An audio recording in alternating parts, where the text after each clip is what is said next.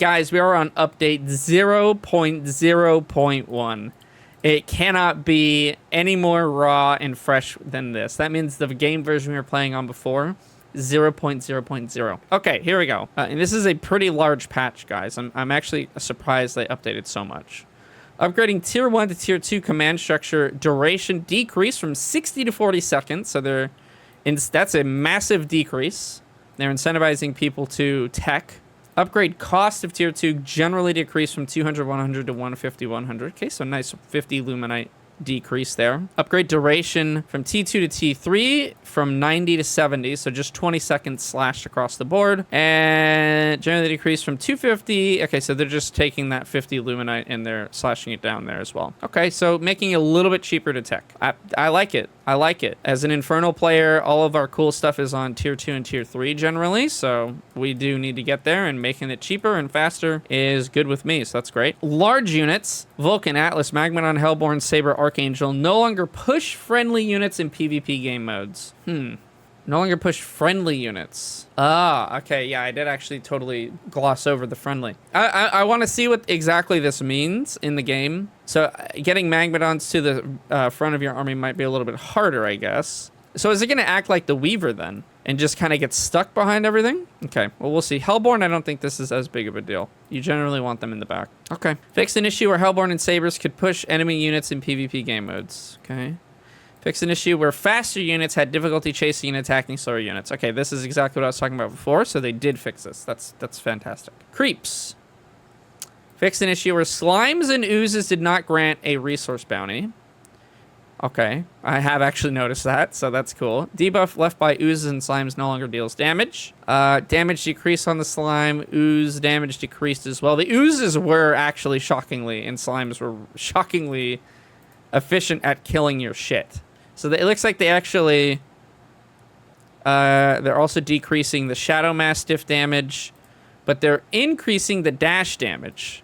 So you need to micro up against the Shadow Mastiff a bit more. Okay.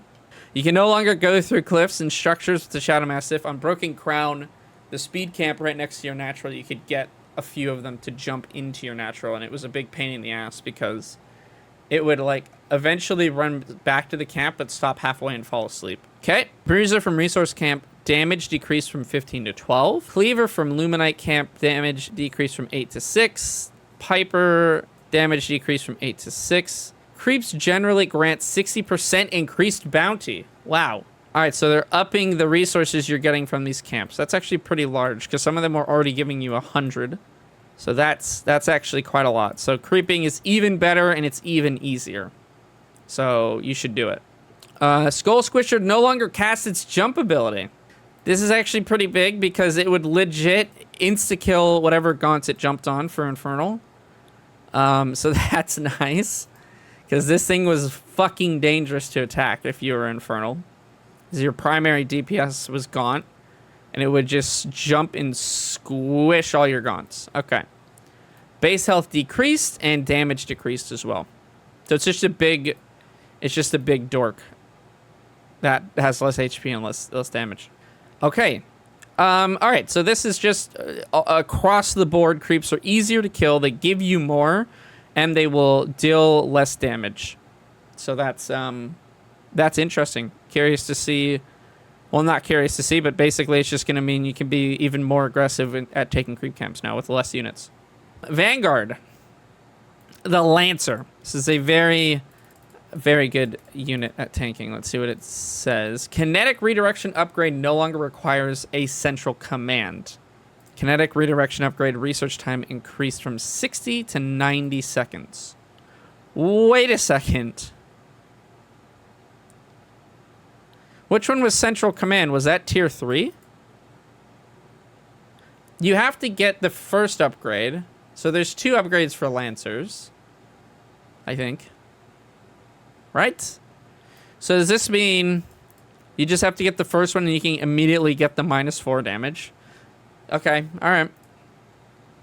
CC was tier 2. Okay, it's actually not that big of a deal then. Alright. Okay, I guess it's just... Maybe they needed the Lancers to defend against Rush, and they needed this redirection upgrade. Increase the time by 50% though, so that's good. 90 seconds instead of 60 is quite heavy. But incentivizing people to get upgrades as well. Okay, alright. Alright. Exo. Damage decrease from 14 plus 8 versus heavy to 13 plus 6 versus heavy. So 1 damage decrease. And a 2 damage decrease against heavy. So across the board for heavy units, minus 3 damage.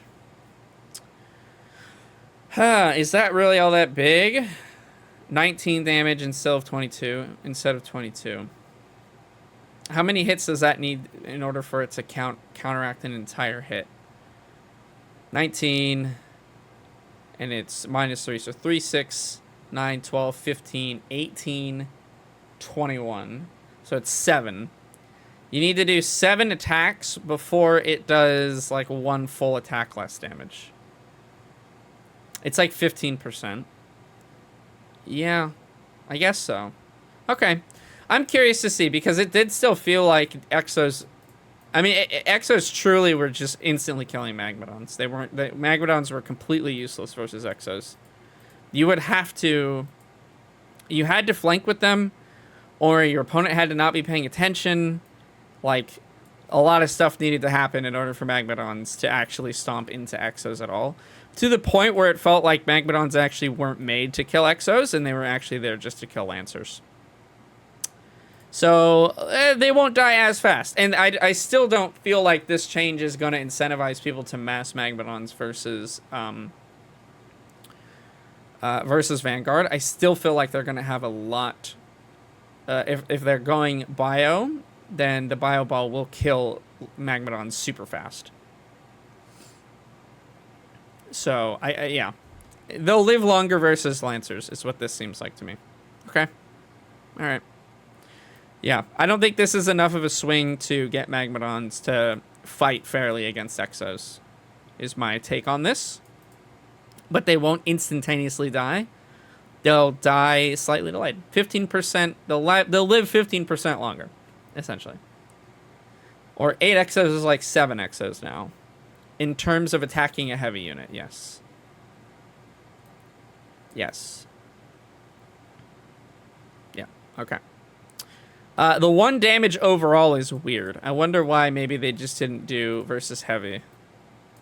I don't fully understand why change the base damage by 1. I wonder what math this changes. If it changes any at all. Because 1 damage like this typically means maybe a trade that happened before it will require like 1 more hit. So I feel like this is tailored to try to make a specific interaction feel a little bit better. So, interesting. Okay. Actually, we could do some quick math there. So, let me see exactly how this changes the interaction. Dude, what the fuck? Okay. Because I did a lot of math, guys.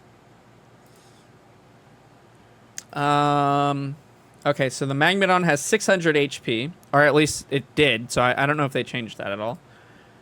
Beforehand, they did 22 damage, so it took 33 hits to kill. From an Exo. Is that right? Magmadons have 600 HP? I'm almost certain that's right. I think it's 120 white health. And 480 regular HP. Boom, I'm good. 480, 120, and 20 armor. Yep.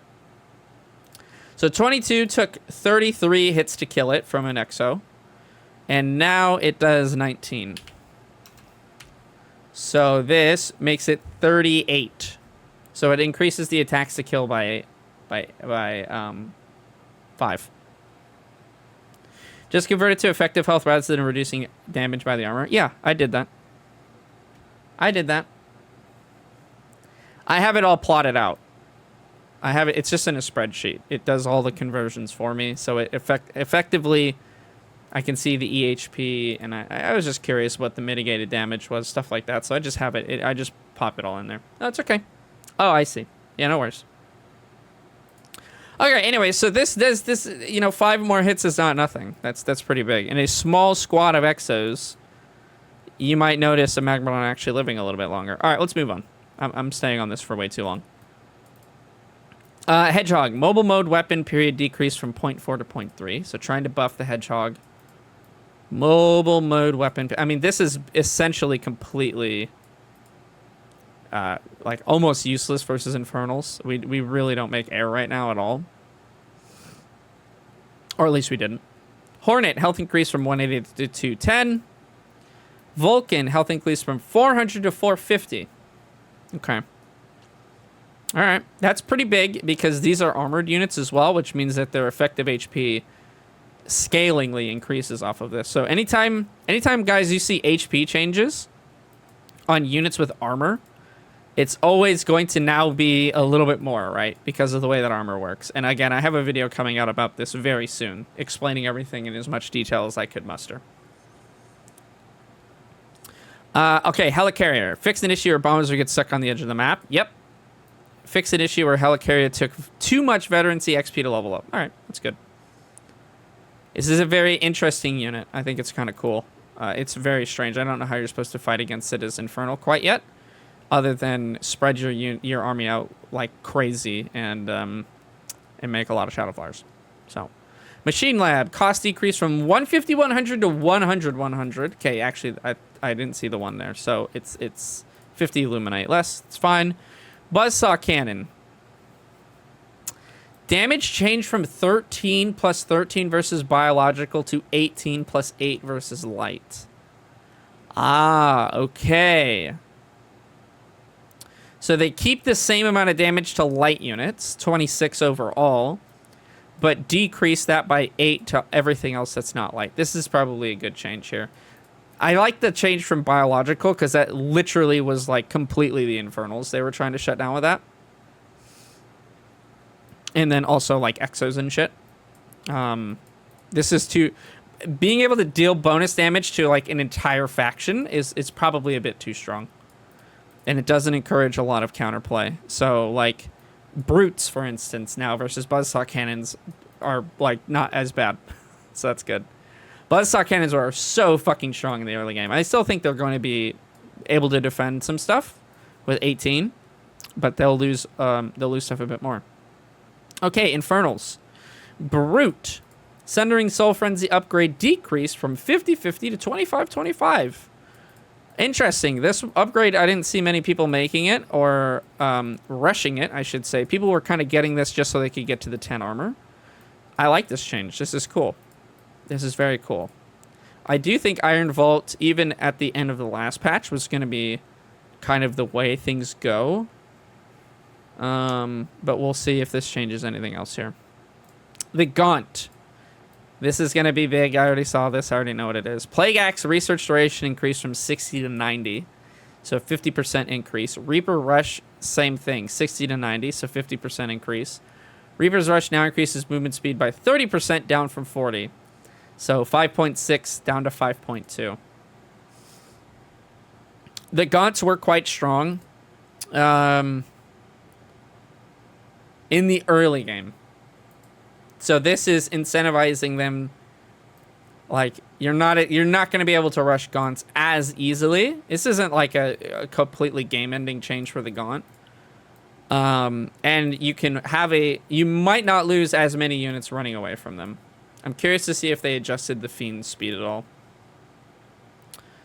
But it's still, I think this is fine. This was too much of like a mandatory get as soon as possible. So I think they're trying to encourage people to do other stuff than just research this like immediately in the game. Or maybe not. Maybe we just have to research it even faster. I don't know. But Gaunts were like way too present. I still think they're going to play it, obviously, a really huge role. They're like your primary infect dealer right now, but we'll see. Hexen. Skull of Shadow damage decreased from 50 to 25, which is the intended amount as described by the tooltip. Womp womp. Yeah, all right, this is fair. It was so fun popping workers at the beginning of the game, though. I will say, I thought that was so cool. But this is smart. This should not do this, and I think this is just meant to help you creep the map and then help it defend itself against like early game aggression. And still scout, like it's still going to be great for scouting, but you don't have to hold it now. It was like incentivizing people to not scout, to hold it, and then go like, okay, I double pop a worker. Now I have a fiend to scout with. So I think this is good. We knew this was going to happen anyways. Nobody should be surprised by that. Hex and Master Training. So this is, yeah, Miasma requires a Greater Shrine instead of Elder Shrine. Hey, no, that's cool. Miasma on tier 2. I saw a lot of people talking about this in the Discord. This is awesome. Elder Shrine, I feel like... I feel like Elder Shrine now is just becoming the Flayed Dragon building. Because... the Magmadon Stomp doesn't... the Magmadon Speed Boost feels like the least impactful upgrade you can get off Elder Shrine. The Hellborn Dot, the DPS increase, is huge. Obviously, the Flayed Dragon is huge. And then the Brute Frenzy that makes the Fiends deal 50% more damage, or 50% at faster attack speed, is also really good. Okay. I feel like they may be taking too many things away from Elder Shrine, though, but I like that Miasma's on T2. Granted, we don't have all of our tier 3 units in the game. Keep that in mind, guys. So right now, Elder Shrine, I think, feels just a bit awkward. Because you're getting it for literally 1 unit and like a couple of upgrades. So it feels like Elder Shrine is really not worth upgrading to right now. I mean, it is, if the game goes late enough. But it's definitely not worth rushing or anything. Okay, Spriggan. Debuff % per attack increase from 3% to 6. I don't feel... I mean, that's big because it's literally a 100% increase. But I don't feel like that was the problem with the Spriggan. Taking away from tier 3 to add tier 3 stuff later. Yeah, I think they're also just trying to dial in where the power levels of certain things should be. And I agree with Miasma being on T2. I think that's awesome. Harbinger. Seismic Slam upgrade cost decrease from 100 to 50-50. I don't feel like this is a... I don't know. This is such a weird upgrade to me because it incentivizes you to be extra unsafe with your Harbinger. The matchups I can think where I would want to use... like, this needs to, like, give it some kind of shield or something. Because the second a Harbinger flies over, like, Exos or... a bunch of gaunts or something, it's just gonna instantly die. So this is like a weird mid-game upgrade that it doesn't feel like it's useful getting. The cost reduction, I think maybe people will play around with it now. To encourage Baneley drop with Flaming Imps. I mean, the Flaming Imps will also just die. Because they don't instantly turn into flame. That you have to land. They all jump out. And then you have to select them. And then they pause for a bit before they turn into Flaming Imps. Yeah, I just think this upgrade doesn't make sense to me. Because there's like this is the equivalent in StarCraft 2 of trying to of doing like Bane drops over an army, which can work, but it worked because you could make your dropship super fast with an upgrade. And you didn't need to land it and then hit additional buttons in order to do something. I mean, you could do like Magmadons maybe. But I still... I don't know. I haven't seen this in action, so I'm curious to see what people do with it. Maybe I'm crazy. Maybe I'm crazy. Hi, everybody. Welcome. Welcome. Magmadon speed upgrade is more worth it now that they take more hits from Exos and could catch them. I actually don't know if the speed upgrade is enough to catch an Exo. I'd have to do the math. Or I'd have to see. Because their speed is 3.5. The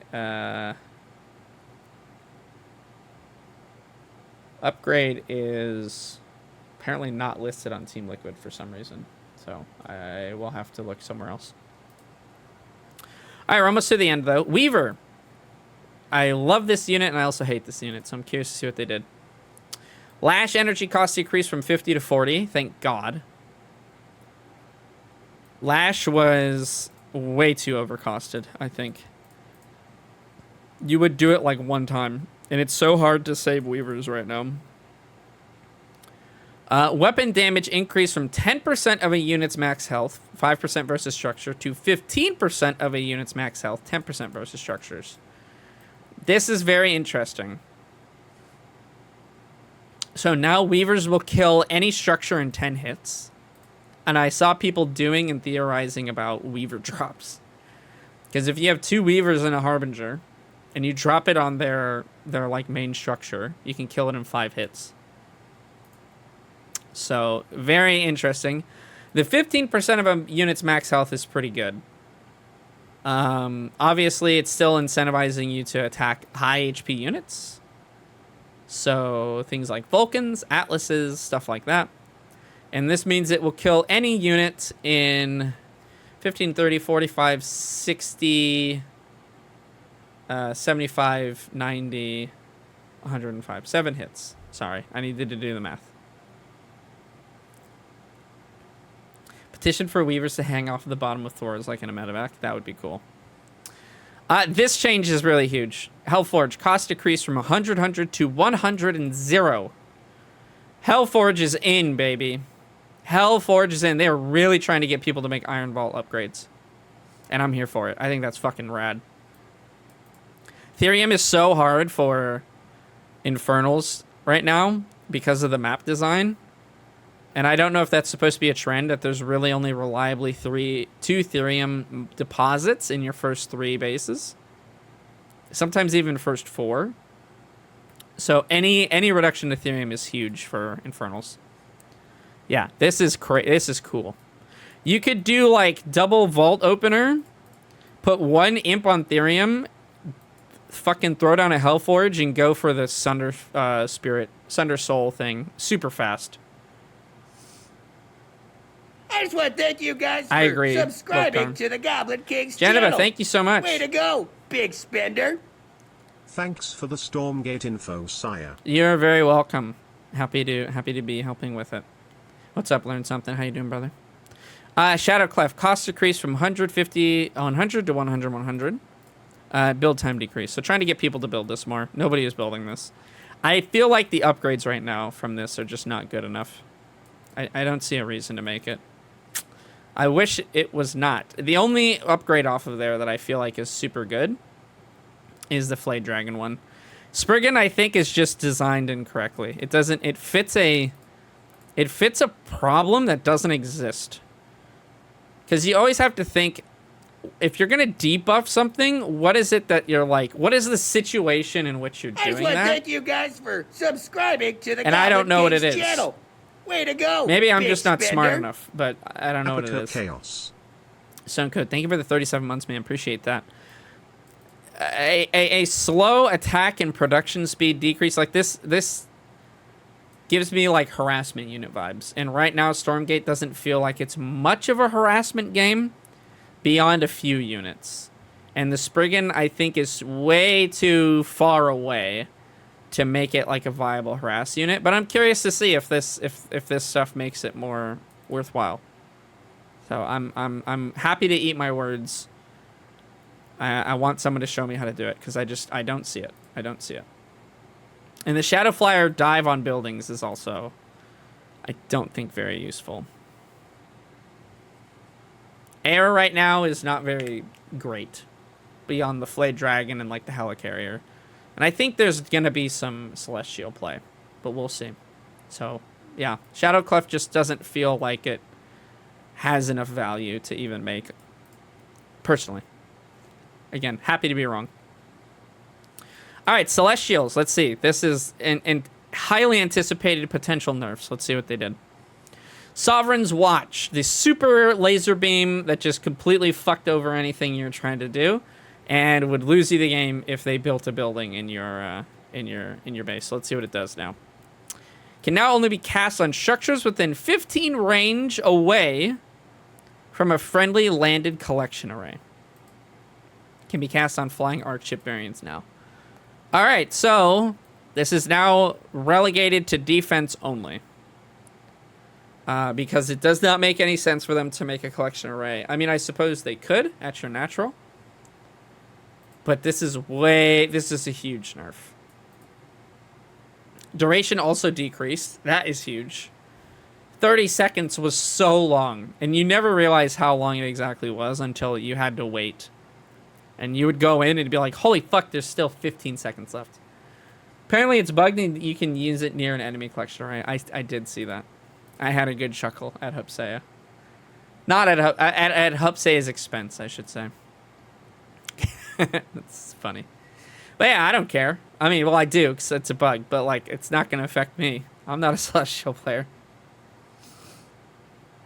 Damage increased from 20 to 30, so it is going to do more damage now. All right. I think that's fair. As a defensive thing, I mean, 30 is so much fucking damage, but I guess that's fair. If you're going to nerf where it can be used and you're going to decrease the duration, you should up the damage. 10 seems like a lot. That's like, again, a 50% increase. Okay. That seems like actually too much, but we'll see how it plays out. Arc ship. Morphing to an arc ship with a morph core now correctly costs 200 luminite, up from 100. Correctly. So was this bugged before and it only cost 100? Interesting. I think they wanted to keep the total original damage. 20 for 30 seconds, so now it's 30 for 20 seconds. I guess. I guess so. If it does like 100 damage for 5 seconds, I mean, I don't know. It seems like that would be a lot, you know? You just got in. What did you miss? We are almost at the end. But then we will go over this balance update here. Okay, anyways. Matters not. The Arc Fortress. Fate's End now deals 1,800 damage over 10 seconds, down from over 15 seconds. I don't even know what this is. Fate's End cooldown decreased from 15 seconds to 10. What is this? What is this? I don't even know what this is. I actually have literally no idea.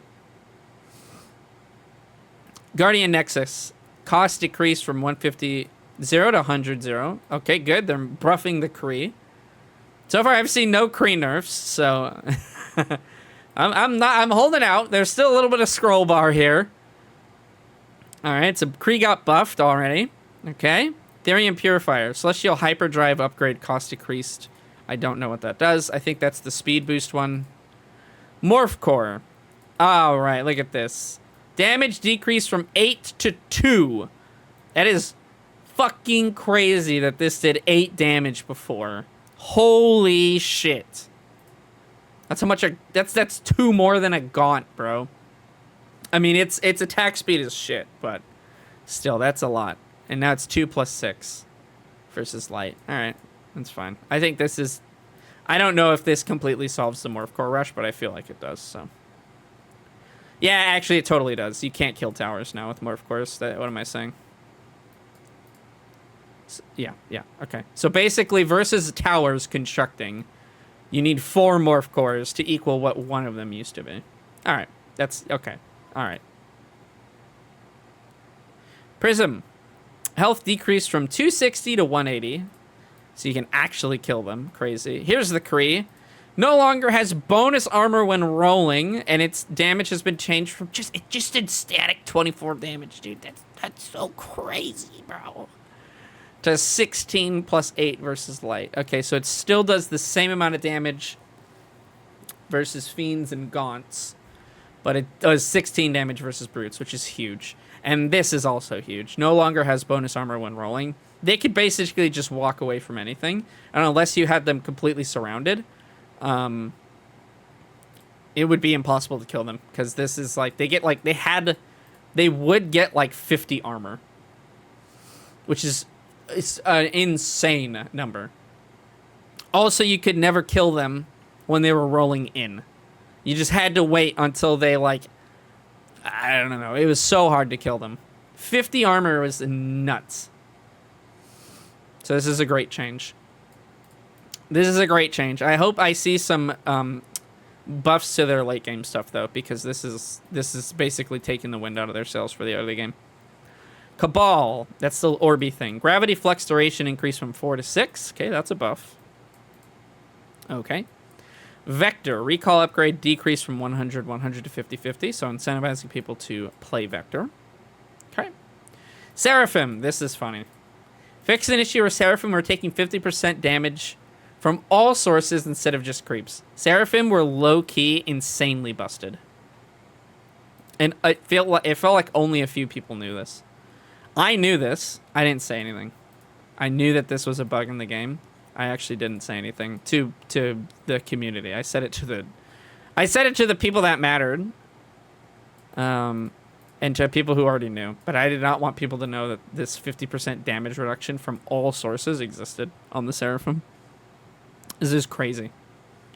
It was crazy. Will the pig farm spam still work? There's no reason currently why it would not. Yeah, there's really nothing to stop it still. So I feel like if anything, the early game cheese versus Celestials actually got buffed.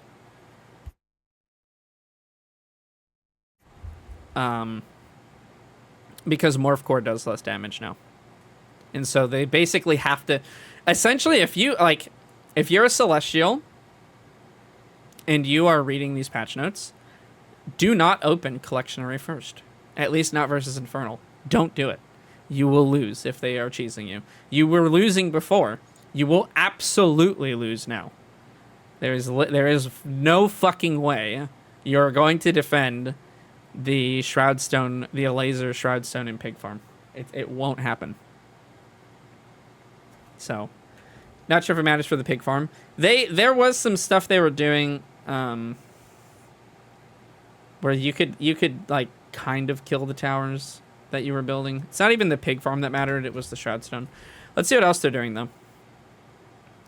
Okay, so this is a good change. Obviously, this was a crazy bug. Scythe damage against air units increased from 8 plus 8 versus heavy to 12 plus 12 versus heavy. This means next to nothing for me.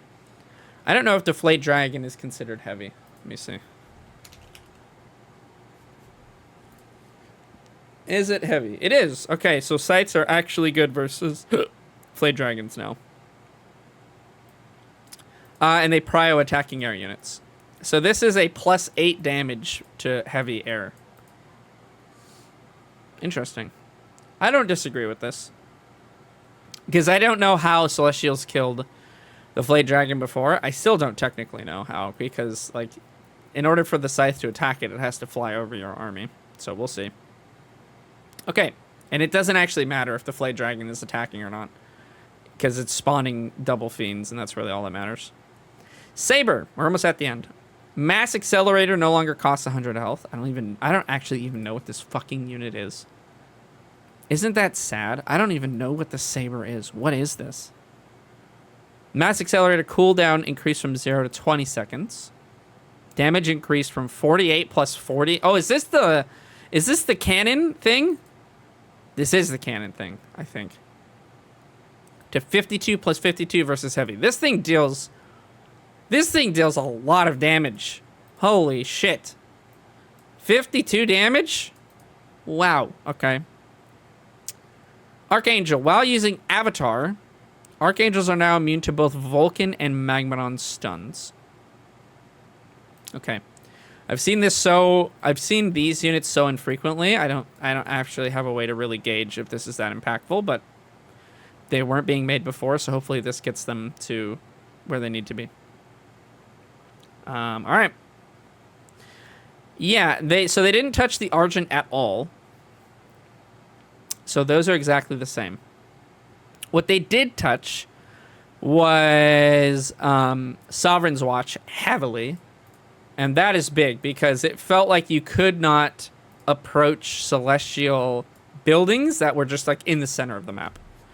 So this does now, it doesn't completely remove their ability to do that, but it makes it way harder to defend for them. So if they're going to build a bunch of buildings around like your base, They need to have investment there on Illuminite Mine in order to cast this. And if they do, it lasts for less time. So this means that you have much more counterplay to try and attack their stuff. And they need to micro more. And they need to be more defensive if they're going to do contains and stuff like that. Okay. And the Morph Core Rush is dead. I think that's completely dead now. I don't think they can do it. And the Kree. So those are the big callouts from the Celestials. The Kree one. Huge nerf to the Kree. I don't know if they buffed the late game units enough. I feel like Celestials are now going to lose a ton. But we'll see. We'll see. All right, let's... I think these changes, first of all, I think these changes are very good. I think this really represents that they are listening to the community. And they're, I think more so, I think they're listening to pro players, which is a good sign. Because this is almost bang on exactly what people wanted. And I think what is needed. With some very interesting other effects. With, like, I think the update to the Hexen, this is huge. This unit is in, boys. We're in with the Hexen. We're in with the Weaver. Now, I don't believe they fixed the Weaver not being able to walk over their own units, so that sucks. I am sad about that. Somebody confirmed that they don't earlier for me today. But I still think, like, this is just straight gas. So we'll see how it affects things. I think it was incredible before. If used properly. This is just making it even better. Consensus is Celestials are now the weakest race. Too many nerfs.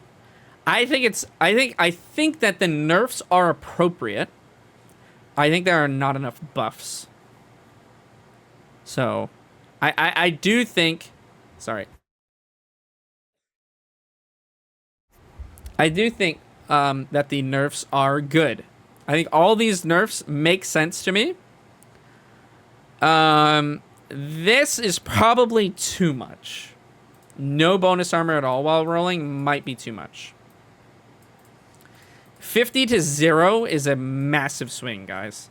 So this might be a little too gone. Yeah, I don't know what Celestials do now. They definitely were overtuned before. I think they definitely tuned them. I think they may be a bit undertuned now. But the meta is going to take some time to adjust. People are going to have to figure stuff out again. So we'll see. People were not playing this like a faction that could get to the mid game. And so I feel like the units that are in the mid game, people just don't even know how they work. Like, you play one game and your Scythes or your Archangel gets stunned to death or it doesn't do enough damage. You're like, well, fuck this. I'm going to go back to making Kree because that unit is amazing. So we'll see. We'll see if it's actually too overtuned. I don't know. I can't tell you because I literally... Half of these units I've seen maybe in like 3 games. Like legitimately. Everyone was going Argent Kree and that's it. So I as an Infernal player, I cannot tell you if this is too much or if it's not enough. It doesn't feel like enough, but I don't know. I think that there's going to be a huge downswing from Celestials, but maybe people figure it out. I don't know. We'll see. We'll see. All right, let's go here. So this is Monk's. I think this is Monk. This is his take on the patch and their explanation. So I really do love reading this because I gave my takes on it. Let's see if I'm in line or if I'm crazy. August 8th, Balanced Community Update. Greetings, Stormgaters. We witnessed some incredible Stormgating this weekend with Probe triumphing in the Tasteless TV Stormgate Showdown, becoming our first Stormgate champion. Not entirely true. You guys did a beta show match at DreamHack, but that's fine. Additionally, in grassroots play, B and Percival claimed victory in the Alpha Navigators Cup for the Europe and America regions, respectively. Cool. Congrats to them. I didn't know this. Throughout this first week, we've been closely following these pro tournaments, actively playing the game, gathering feedback from top players. This is good. That's a great sign.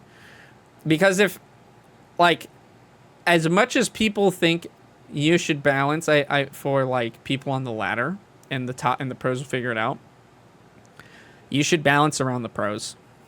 I truly think that.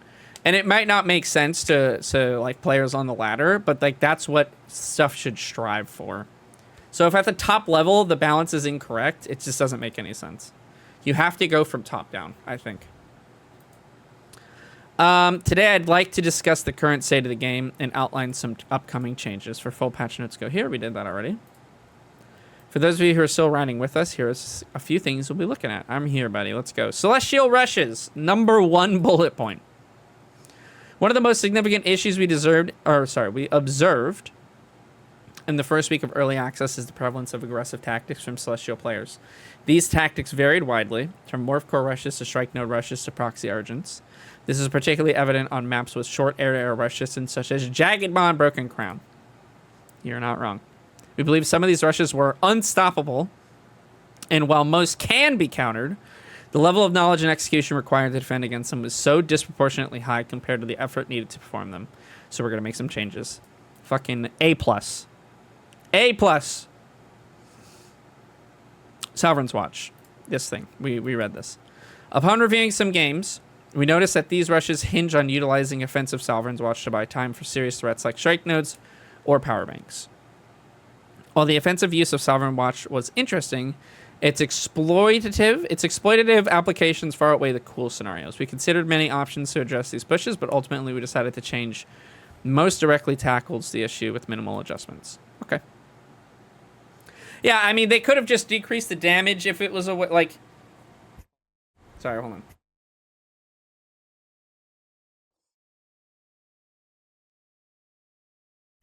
Sorry, guys.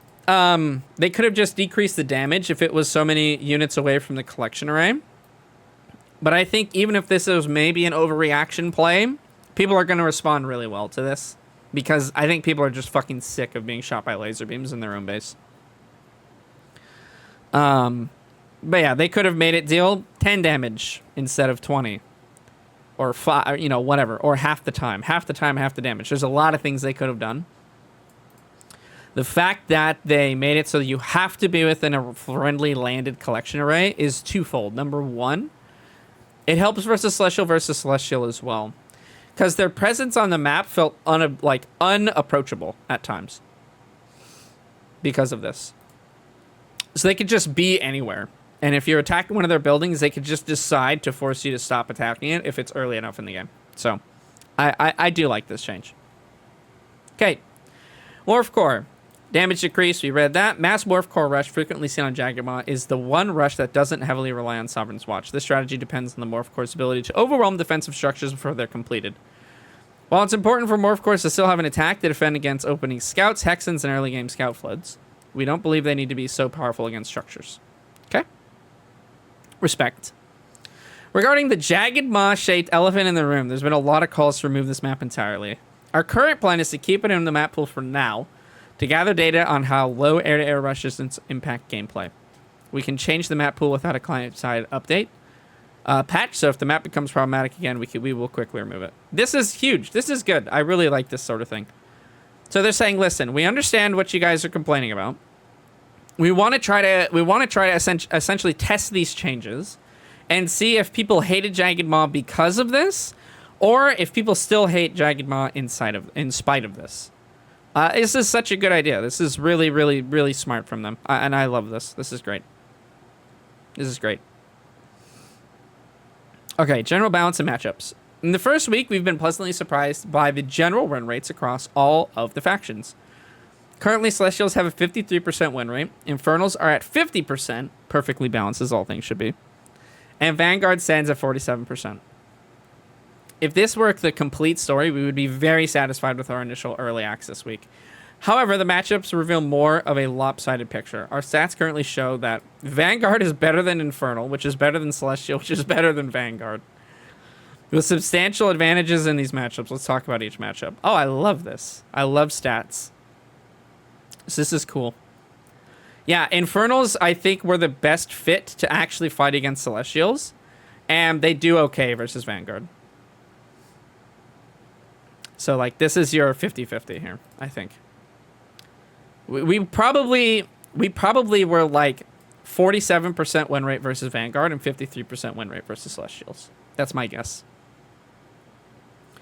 Vanguard versus Celestials. Both anecdotally and according to our internal stats, Celestials have a significant advantage over Vanguard, making it our most lopsided matchup. The Kree is at the center of these discussions, and it feels like the data we gather about the mid-game or late game of these matchups is moot due to the overwhelming power of this one unit. We currently believe the Kree is too powerful for 2 reasons.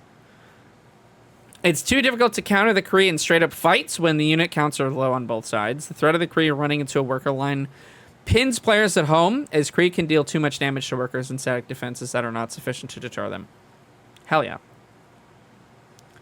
Wasn't that after you just cheese Celestials? I think, like, but the Infernal cheese versus Celestials was so good. And honestly, I still think it's incredible. I feel like if you just want to win versus Celestials, you probably should. You could still do that, and it's going to be really good. Anyways. Keep doing it. I mean, you can. It's like one of the only cheeses I think Infernal has reliably. While Infernals also struggle to defend these Rembais, their core units are more capable of fighting Kree in direct engagements. To address this, we plan to move Kree towards a more specialized role and enhance the intended Vanguard counters to the Kree. No longer armor while rolling and buffing damage versus light, but reducing damage overall. Vulcan health increased.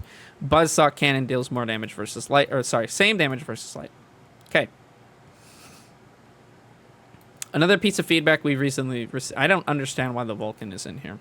I guess that's their, like, make this unit to kill Celestials. Which makes sense. This is like a tier 2 thing, though. So I don't know if that's supposed to be the answer, but maybe a Vanguard player can tell me otherwise. We recently received this that the Vector openers could too easily pin a Vanguard player in their base, and Celestials could gain an advantage by aggressively expanding, taking all the creeps on the map. More refined Vector openings have become more common lately, and they've been developing in the last few days. To address this, we're looking to grant Lancers a Tier 1 response, as well as make some changes to tiering up that we'll mention a bit later to let Vanguard tech to Vulcans a bit faster. Okay, this is literally exactly what I was talking about. Kinetic redirection upgrade no longer requires central command, and increasing that. Again, this one is a developing situation. We'll be looking at how the Vector face focus games play out after this patch. Yep. When we examine the internal stats, this is Vanguard versus Infernals. We're surprised to find that this matchup is the second most lopsided one in favor of Vanguard. Very interesting. And this makes sense to me, because I feel like my win rate versus Vanguard is like 40%. However, a deeper analysis reveals a different story. Infernals have a largely positive win rate before 10-minute mark, of this guy, whereas Vanguard dominates after 10 Cat minutes. of Necro Goblin. Hey, thanks for the follow. Appreciate it. So yeah, if Vanguard reached the post 10-minute mark, they would just dominate, and there was almost nothing you could do. We believe Infernals have such a large early game advantage due to the combination of speed upgraded gaunts. Yep, if you caught your opponent on the map, you would just be able to win instantly. Game's over. You catch their exos that they just made, like 4 or 5, with like a shit ton of speed gaunts, and the game's over. Well, this is overwhelming, sorry. To address this, we plan to combine the following changes to gaunts, which tempers this power spike and gives Vanguards the option to deal with more early game pressure in all matchups. So the gaunt change, and then the Lancer change. After 10 minutes, once Vanguard has weathered the storm, it's their turn to go on the offense. When the infantry ball reaches a critical mass, it becomes very difficult for an Infernal player to respond. Although the entire infantry ball is holistically strong, and its individual units synergize well, we believe it's the Exo is strongest unit in the composition, especially against Infernals. This is super true. This is so true. Options for the Infernal players included flanking, Harbingers dropping Magmadons, Flame Imps, and Hellborn. However, these options either required significantly more skill from the Infernals players to force them to play very defensively, or force them to play very defensively. Yeah. That's why really good players for Infernals, which is not me, by the way, were like, you have the tools to deal with Vanguard, it's just hard. And if you could leverage all of those tools, you could, like, easily kill Vanguard. So I do wonder if at the top level this is going to actually be too much of an overreaction, but it certainly helps us shitters on the ladder. Yeah, I know, Token. You were a top 10 player, don't sell yourself short. I'm not. Token, you're so cute. Okay, we're making the following changes to temper the strength of the infantry ball and grant Infernals more options to deal with it. Exo and Hexen. Shitters represent. That's me, buddy. Moving forward, we'll be evaluating the balance of this matchup and the resulting gameplay interaction with the infantry ball. Before we move on, I'd like to discuss our philosophy regarding periods of power spikes. In moderation, these power spikes are very positive. It's rewarding to take turns feeling powerful and being on the offense. However, we are mindful of two concerns. When the periods of dominance don't switch sides often enough, when it's clear one faction has much better chances in the extreme late game over the other. Historically, we've learned from other games that it feels bad to feel like you're playing against the clock. This is a powerful sentence. For sure. So kudos to them. They are so aware. I think they're very, very, very aware of how it feels to play their game. And how it feels to play RTS in general. And they're really hitting some good shit here. So absolutely, once again, great job to them on this patch. I think this patch so far is incredible. To get back on topic, we don't see any evidence that one faction is favored over the other in the extreme late game. Instead, it appears Vanguard players are heading into an advantageous position as they approach the late game due to momentum from the mid game. All right. Infernals versus Celestials. This matchup features a large early game advantage for Celestials and a significant late game advantage for Infernals. That's exactly how it's felt to play. Early game is characterized by aggressive Celestial rushes with Kree run-bys, which favor the Celestials. We've addressed those in the previous sections.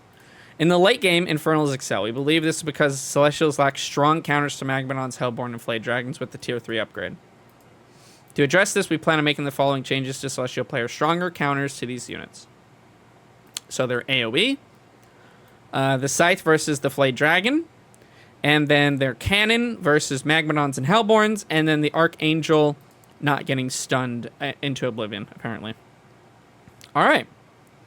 Thoughts on mirrors? It's interesting they're addressing mirrors. Normally, mirrors are completely ignored, is what it feels like. So I'm happy to see that they are actually looking and thinking about those too. In Vanguard versus Vanguard, we often see Scout mirrors evolving into Exo mirrors. We would like to see more diversity in this matchup and are hopeful that the recent changes to Lancers, Exos, and Vulcans will bring around some variety. I think this might be... I don't think they're quite strong enough yet, but we'll see. I still feel like Scouts are going to dominate Vanguard versus Vanguard. Early, cheap, and very solid at what they do. So we'll see about this. I don't know. In Inferno Mirrors, Gaunts and Magmadons dominate. Yes, 100%. This is partly because in the early access release, the intended counter to the Magmadon, the Weaver, is weaker than it has ever been. Look at them. They're actually identifying that the Weaver is weak in Inferno versus Inferno, which it absolutely is, by the way. Celestial Mirrors are currently quite chaotic with numerous proxies and aggressive strategies, making it challenging to predict their future direction. We'll be closely monitoring the viability of proxy Argent play and the ability of Celestial players to transition out of Argents. Overall, we believe there's still significant potential for these mirrors to evolve, and there's nothing concerning enough to warrant immediate action. Okay. I think this is fair. I mean, yeah, Infernal Mirrors is still going to just be Gaunts and Magmadons. Maybe now we'll see early Brute Rushes. We were kind of seeing them before. I think the changes to the Hellforge might be enough. And since the Gaunts now are going to take longer to come online, I think this is going to be interesting. We'll see where this goes. We'll see where this goes. Promoting interaction. Okay, in general, we want to encourage more interaction between players, and we'll continuously seek ways to achieve this. Two areas we've identified room for improvement are the difficulty of harassing Celestials due to the uptime of Sovereign's Watch and the durability of their workers. So they decrease Sovereign's Watch. and they increased the damage, and they've decreased the prism health. I think the prism health was crazy high. 260 is so high.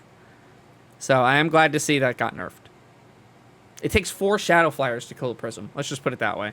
Still, which is a lot. It took, what is this?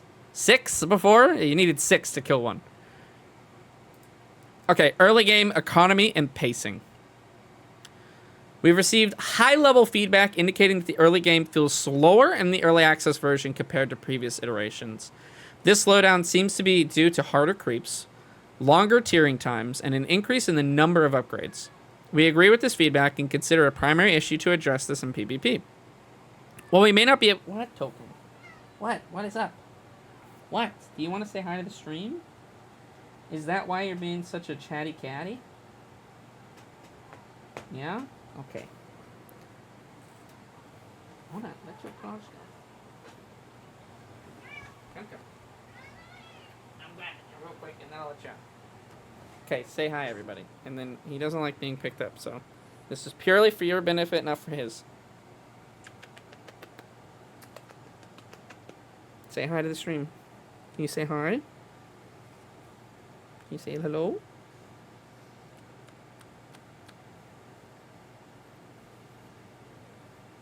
You're in a really weird position, buddy. Okay. Okay. We agree with this feedback and consider it a primary issue to address in PvP. While we may not be able to fully resolve it in this patch, we're taking several steps to improve the situation. In the early access release, we significantly increased the tech up time from tier 1 to tier 2 to, from 15 to 60 seconds. I forgot it used to be this fucking fast. Holy shit, I forgot it used to be this fast.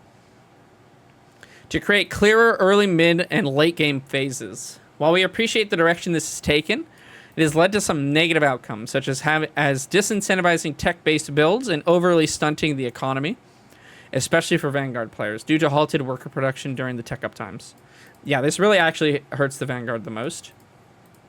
Celestials don't care, I don't think, very much. And then Infernals, you can still bank worker charges on the primary building, so it's not as bad. You do max out, but you can definitely time it, so it's way, way, way less bad. We aim to adjust these changes and find a better balance. Upgrading tier 1 to... Yeah, we read these, so they made teching faster and cheaper to do, which I think is poggers. I think this is going to be a really good sweet spot. I think it will. Similarly, since we believe making creeps harder in early access release was a positive direction, it has caused some issues, such as being unable to fight creeps with just 1 to 2 units, or struggling with level 2 resources camps when you can easily handle level 1 creeps. We will reduce the damage of various creeps to lower their difficulty while maintaining the time it takes to defeat them. Notably, Lancers will find a much easier time handling the Slime and Shadow Mastiff creeps. Nice. More about creeps. The Siege Camp Guard was way too powerful for the reward that was granted upon defeat. In addition, while its jump ability was cool, it was a bit too buggy. Look for it to be reintroduced at a later time. Alright.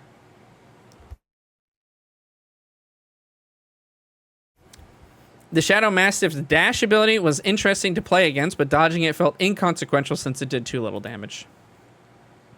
I agree. It has such a... It's like, oh my god, red beacon, it's gonna hit me. And then it's like, oh, it did. It hit me with like a pillow. It's fine. Why move? Finally, we'd like to encourage players to creep a bit more, so we're going to try to further increase creep bounty to do so. 60% increase is so huge. Buffing lesser used units. I will say, while I think this is a positive change, I would be slightly concerned that it would be too steamrolly. If like one faction does have a breakout early game, the steamroll ability of this might be a little too strong. Because now, if you take a good fight in the early game and reset someone's like 2 to 3 units, you now have suddenly like crazy map presence, and you're gonna be hugely rewarded for that. So we'll see if this is too strong. We'll see if this is too strong. Buffed lesser used units. Yep. So they increased. We're looking to make these additional small improvements to lesser used units in addition to the ones we mentioned above. So they didn't see a problem with the Hedgehog, Hornet, or the Weaver, but they want people to start making them more. Notably, okay, here we go. The Weaver lost its ability to walk over other units because of temporary changes to pathing. We'll be looking to this. We'll be looking to this back on in a future update and reevaluate the balance of this unit at that time. Okay, so maybe because of timing or because of the complexity of the issue, the Weaver can't walk over units, and they weren't able to add that back in this update, which is sad because I think that really would have been Infernal's like in a great spot. But I think that these changes might be enough to still make the unit. And then buffing lesser used upgrades. So yeah, the Brute, the Harbinger, Ethereum Purifier, and Vector. They want to just see more of this. I think the Brute one for sure. I still don't think people are going to make the Harbinger one. I still don't. It's just, it's so wonky. It's so weird. Maybe I'm completely wrong, but I still just don't feel like this. The upgrade itself just doesn't feel like it matches what you want to do with this, but we'll see. We'll see. Buffing tech structures. We're looking to encourage and smooth out certain tech transitions. So yeah, this is... Hellforge is so huge. This literally is going to change the meta, I think, for Infernals. A few bug fixes. So yeah, just like the bug fixes that we read before. Anything new? Doesn't look like it. Regarding large units pushing friendly units, it's a feature we'd like to add back long term, but it currently has some negative side effects that are currently doing more harm than helping. Looking forward to it coming back at a later time. And that's it. For those of you that read the entire post, thank you for staying with us, and we look forward to having your continued feedback. See you on the ladder. Cheers. Kevin Dong. Raise your dongers for Mr. Monk, the lead competitive designer. All right. That's the whole patch, guys. This is, I think, a very, very, very solid patch. It really makes me feel like they're listening and that they're getting feedback from top players, which they said that they are, and I feel like this patch really, really proves that they are. I still think it's not everything we wanted, especially for Infernal. This, the large unit things, I think, is awkward. But I think that they had to revert this change. My guess is because of, like... So the miasma bug, I think that that's not in the game anymore. So we'll see. I'm going to test that. But I feel like it has to do with this pathing thing. And it's unfortunate that Weavers didn't also get reverted. So that's a bit strange, but we'll see. All right, so what are the big changes I think that are going to be affecting? Obviously, these are pretty spiky changes. Some units got changed drastically. Some units just got tweaked a little bit. But what are the standout changes I think that people should look out for? Well, obviously, I'm in an Infernals main, so I'm way more tuned in here. The Hexen... This is huge. The miasma being on Greater Shrine, this honestly might be the biggest impact to us than any other change that the Infernals have. The Hexen is... This is fucking crazy, guys. If you're not using miasma, you should use it. You should now use it. This is a great time to try it. Especially since Tier 2 is now cheaper and faster to make. 40 seconds in Tier 2. Secondly, Hellforge costing 100 Luminite only and no Therium, and the Brute upgrade being much cheaper. Those, I think Iron Vault plays in. And while I don't think that Gaunt play is out, it's definitely not going to be something I think you can rush anymore. I don't think going for a Reaper's rush is going to be the way. What is Miasma doing? You only know the skull thing. All right, let's go into a custom game. Let me just go into a custom real quick, and let's look at some of these changes. While I'm loading into that... sorry, actually, let me... For Celestials, obviously the huge ones are nerfs. The Sovereign's Watch change, hopefully that is still... That this will mean... That Celestial versus Celestial isn't so insane. The Kree being slammed down like this is also huge, and the Prism is huge, and the Morph Core. These three are massive nerfs to their faction. I do not think, we'll see, but I don't think that the buffs that they received are enough to counteract the nerfs that they received. I think that it's trying to push them into a different direction than everybody was playing them in the early access, and they may still need some tweaking. I feel like they just don't have the late game information they need for this faction right now. So I think Celestials might suffer unless there's something I've overlooked and it's like, oh, actually, no, they're completely fine. And in fact, they're really good. But I don't think that's the case. I don't think that's the case. Hopefully, we'll see some different play. I literally don't know how to play against Celestials. I'll be honest with it. I do not know how you're supposed to play against them because I don't feel like I've played like a macro game. And that's partly my fault because I just cheese them all the time.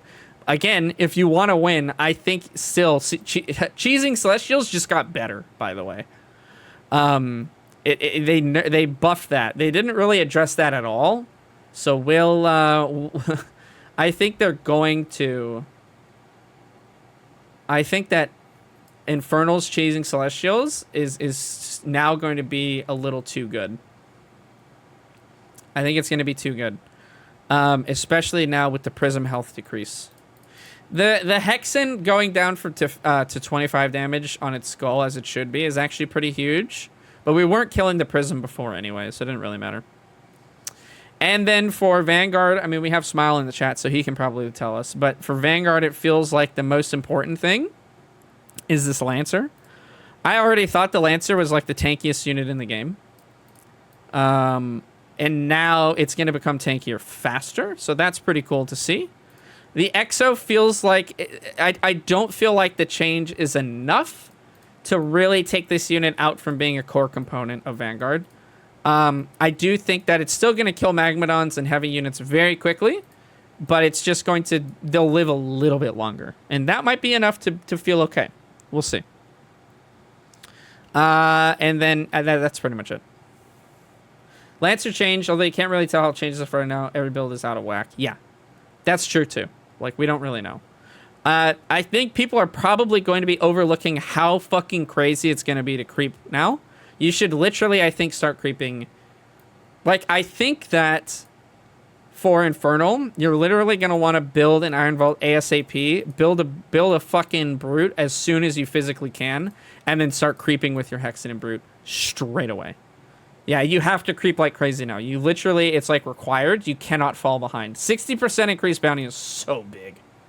What's the cheese build versus Celestial? House Taurus. It's the one that a laser did, where you send out an imp to build a... So basically, like, I hope Celestials figure out that you cannot start Collection Array first. That's it. Do not start Collection Array first. If you're a Celestial player and you're reading and trying to interpret these patch notes, you couldn't build Collection Array first last patch. You absolutely cannot build it now. If you do, and you're playing versus Infernal, and they send 2 units, the 2 workers to you, you lose immediately. You lose immediately.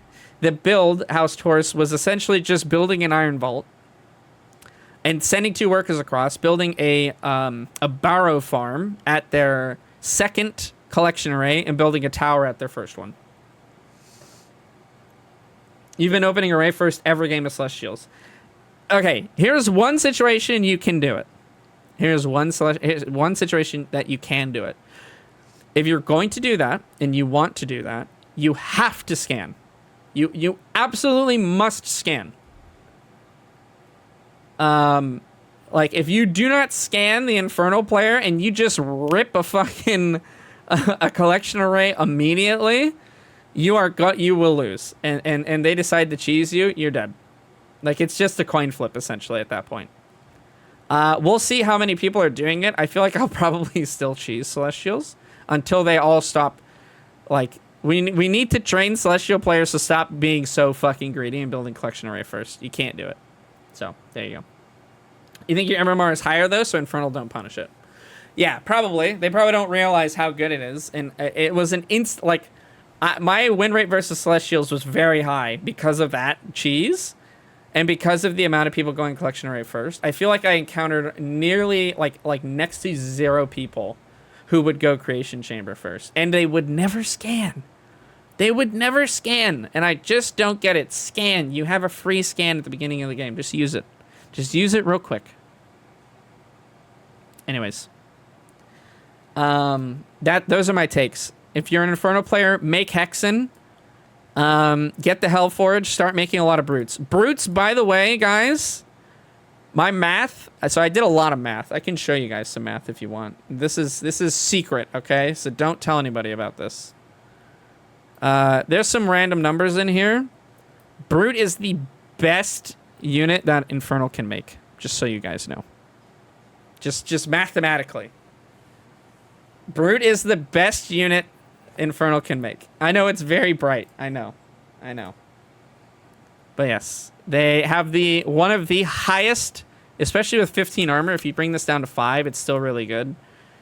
A 2 HP to 1 resource ratio. Their DPS is literally the highest besides the Magmadon and the Flayed Dragon. Yeah, so just Brutes are insane. They're going to just get better now. Like, to me, it's crazy. Gaunt got so much focus. They're good. But the Brute is actually, like, better than the Gaunt. The only thing that holds it back is that it's melee and it's kind of large, so you can't get a lot of great interactions with it. This doesn't even account for the fact that they make 2 Fiends when they die. Just gonna throw that out there, okay? So, anyways, there's my little secret data farming that I do and other stuff and try to figure stuff out. So it's a little taste there for you guys. I think about this game a lot, and I think about the units in the game a lot. Anyways, all right. So a couple things. Let's go ahead and look at. Infernal, and I'll show you what miasma is, guys. When you have to take speed of unit into account as well. The Brute is speed 4, which is one of the that is on par with the rest of Infernal. Hey, thanks for the follow. Appreciate that, guys. Oh yeah, my settings are super low still, I think. I just want to thank you guys for subscribing to the Goblin King's channel. Oh no, they way to go, big spender. Okay. This doesn't look correct though. Hold on. Sorry, 1 second. Thanks for the follows. Challen. Thank you so much for the Prime Gaming, man. Really appreciate it. This is not where I want to be.